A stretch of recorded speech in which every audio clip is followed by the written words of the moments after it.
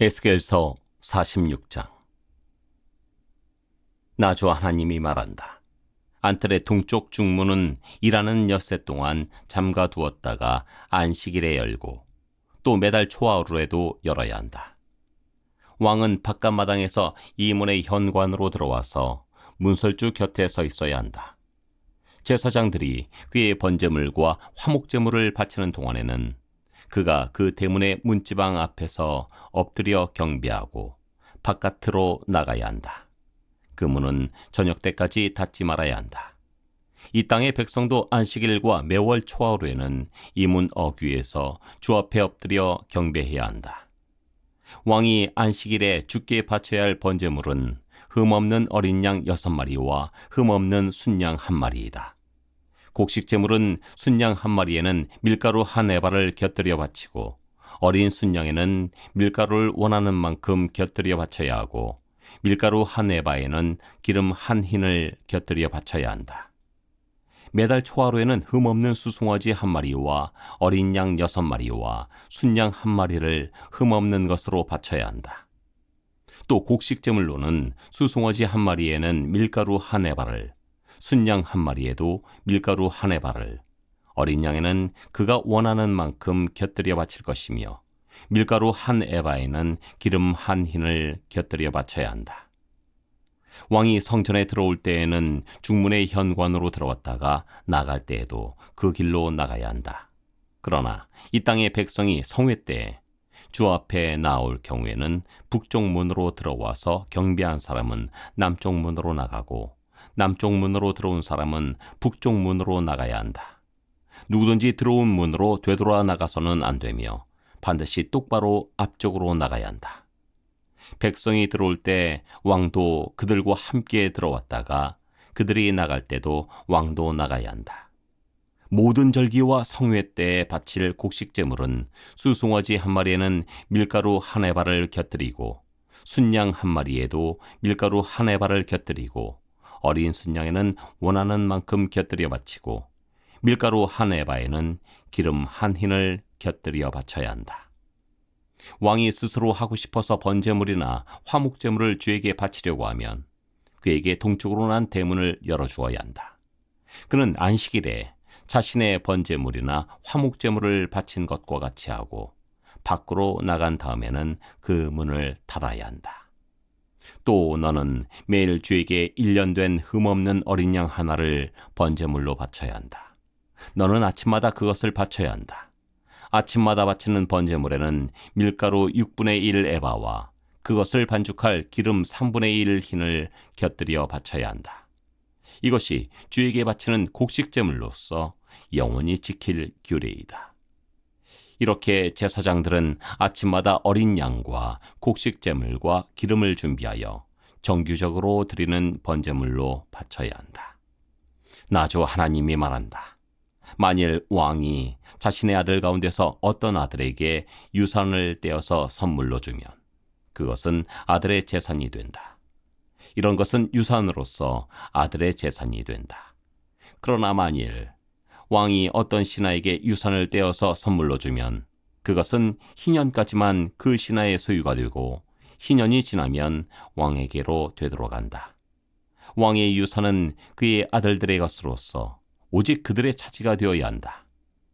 왕은 백성의 유산을 빼앗고 그들을 폭력으로 내쫓아서 그들의 유산을 차지해서는 안 된다. 왕은 자신의 재산만을 떼어서 자식들에게 유산으로 나누어 줘야 한다. 그래서 내 백성 가운데서는 아무도 자신의 재산을 잃고 멀리 흩어져 다니는 일이 없게 하여라. 그런 다음에는 그가 나를 데리고 중문 곁에 있는 통로로 북쪽에 있는 제사장들의 거룩한 방에 이르렀는데 거기에서 보니 그 거룩한 방들의 뒤편 서쪽에 빈터가 하나 있었다. 그가 나에게 일러주었다.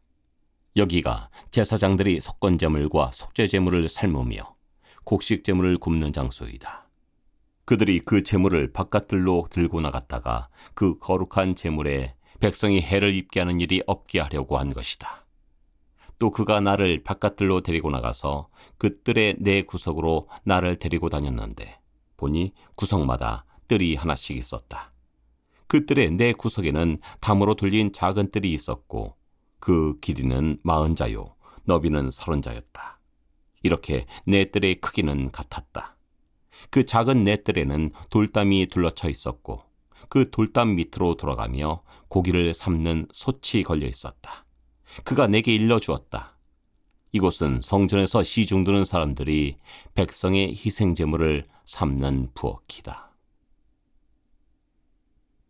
에스겔서 47장. 그가 나를 데리고 다시 성전 문으로 갔는데 보니 성전 정면이 동쪽을 향하여 있었는데 문지방 밑에서 물이 솟아나와 동쪽으로 흐르다가 성전의 오른쪽에서 밑으로 흘러내려가서 제단의 남쪽으로 지나갔다. 또 그가 나를 데리고 북쪽 문을 지나서 바깥으로 나와 담을 돌아서 동쪽으로 난 문에 이르렀는데 보니 그 물이 동쪽 문의 오른쪽에서 솟아나오고 있었다. 그가 줄자를 가지고 동쪽으로 재면서 가다가 천자가 되는 곳에 이르러 나더러 물을 건너보라고 하기에 건너보니 물이 발목에까지 올라왔다. 그가 또 재면서 가다가 천자가 되는 곳에 이르러 나더러 물을 건너보라고 하기에 건너보니 물이 무릎까지 올라왔다. 그가 또 재면서 가다가 천자가 되는 곳에 이르러 나더러 물을 건너보라고 하기에 건너보니 물이 허리까지 올라왔다. 그가 또 재면서 가다가 천자가 되는 곳에 이르렀는데 거기에서는 물이 내가 건널 수 없는 강이 되었다. 물이 불어서 헤엄쳐서나 건널까 걸어서 건널 수 있는 물은 아니었다. 그가 나에게 말하였다. 사람아, 내가 이것을 자세히 보았느냐? 그런 다음에 그가 나를 강가로 다시 올라오게 하였다. 내가 돌아올 때에는 보니 이미 강의 양쪽 언덕에 많은 나무가 있었다. 그가 나에게 일러주었다. 이 물은 동쪽 지역으로 흘러나가서 아라바로 내려갔다가 바다로 들어갈 것이다. 이 물이 바다로 흘러들어가면 죽은 물이 살아날 것이다. 이 강물이 흘러가는 모든 곳에서는 온갖 생물이 번성하며 살게 될 것이다.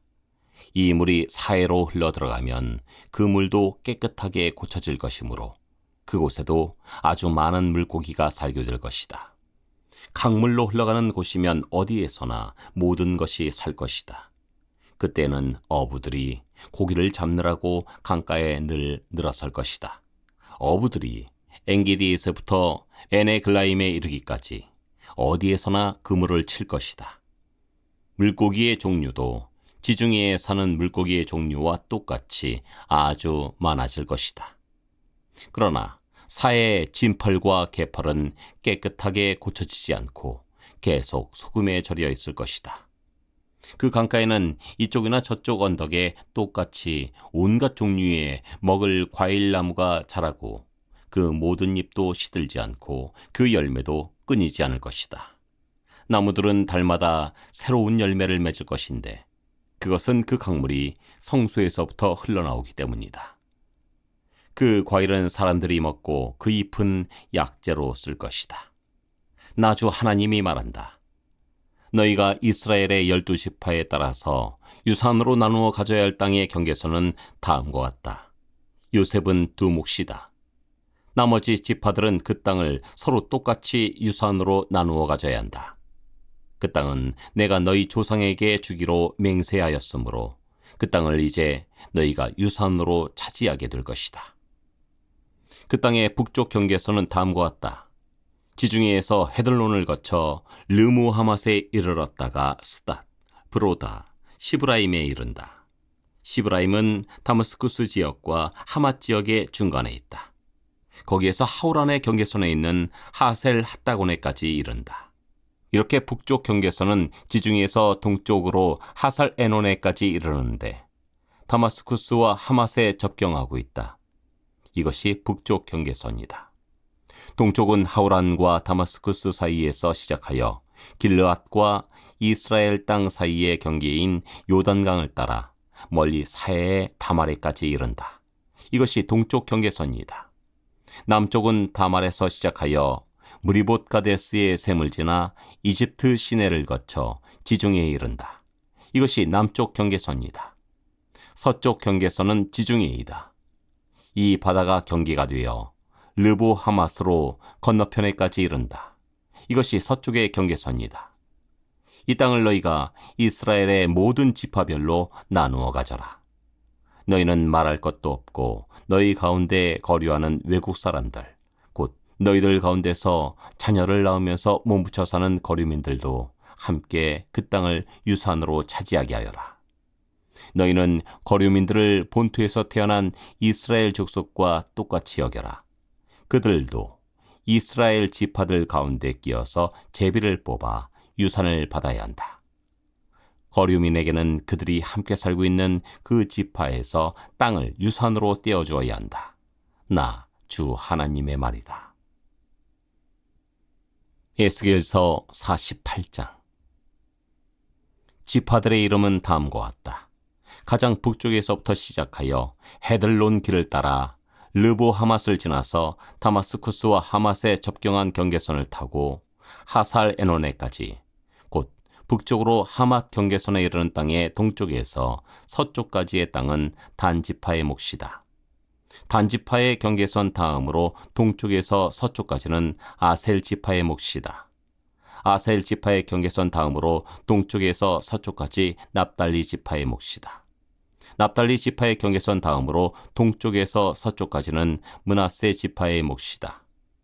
므낫세 지파의 경계선 다음으로 동쪽에서 서쪽까지는 에브라임 지파의 몫이다. 에브라임 지파의 경계선 다음으로 동쪽에서 서쪽까지는 르우벤 지파의 몫이다. 르우벤 지파의 경계선 다음으로 동쪽에서 서쪽까지는 유다 지파의 몫이다. 유다 지파의 경계선 다음으로 동쪽에서 서쪽까지는 너희가 거룩하게 바쳐야 할 땅이다. 그 너비는 25,000자이고 그 길이는 다른 지파들의 목과 같이 동쪽에서 서쪽까지이고 그 한가운데 성소를 세워야 한다. 너희가 주께 거룩하게 바쳐야 할 땅은 길이가 25,000자요 너비가 10,000자이다. 거룩하게 바친 이 땅은 제사장들에게 주어야 한다. 그들에게 줄 땅은 북쪽으로 길이가 25,000자, 서쪽으로 너비가 10,000자, 동쪽으로 너비가 10,000자, 남쪽으로 길이가 25,000자이다. 그 한가운데 주의 성소가 있어야 한다. 이 땅은 거룩히 구별된 제사장들, 곧 사독의 자손에게 주어야 한다. 그들은 이스라엘 자손이 잘못된 길로 갔을 때 레위 지파의 자손이 잘못된 길로 간 것처럼 하지 않고 내가 맡겨준 직책을 지킨 사람들이다. 그러므로 그들은 거룩하게 바친 땅 가운데에서도 가장 거룩한 땅을 받아야 하고 레위 지파의 경계선과 인접해 있어야 한다. 레위 지파가 차지할 땅도 제사장들의 경계선 옆에 그 길이가 25,000자요 너비가 10,000자이다. 그 전체의 길이는 25,000자요 너비는 20,000자이다. 그들은 이 땅을 팔거나 다른 땅과 바꿀 수가 없고 또 가장 좋은 이 부분을 다른 사람의 손에 넘겨주어서도 안 된다. 또 가장 좋은 이 부분을 다른 사람의 손에 넘겨주어서도 안 된다. 그것은 주의 거룩한 땅이기 때문이다. 너비가 5,000자요 길이가 25,000자인 나머지 땅은 성읍을 세울 속된 땅이다. 그 한가운데 있는 땅은 성읍을 세워서 거주지로 사용하고 그 나머지는 빈터로 사용하여라. 그 성읍의 크기는 다음과 같다. 북쪽의 길이도 4,500자, 남쪽의 길이도 4,500자, 동쪽의 길이도 4,500자, 서쪽의 길이도 4,500자이다. 이 성읍 빈터의 크기는 북쪽의 너비가 250자, 남쪽의 너비가 250자, 동쪽의 너비가 250자, 서쪽의 너비가 250자이다. 거룩하게 바친 땅과 인접한 나머지 땅의 길이는 동쪽으로 10,000자이고 서쪽으로도 10,000자이다. 그 땅은 거룩하게 바친 땅과 인접하여야 하며 그 농산물은 성읍에서 일하는 사람들의 먹거리가 되어야 한다. 이스라엘의 모든 지파에서 뽑혀와서 성읍에서 일하는 사람들만이 그 땅을 경작할 수가 있다. 거룩하게 바친 땅 전체는 길이가 25,000자요 너비도 25,000자이다.